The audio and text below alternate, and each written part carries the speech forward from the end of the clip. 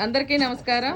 ఇప్పుడు మన ఆశ్రమంలో అయితే మన శ్రావణు నా అల్లుళ్ళు అయితే మా తమ్ముని కొడుకులు భలే కష్టపడుతున్నారప్ప. ఏదో ఒకసారి అడుగు కనుక్కున్నాం.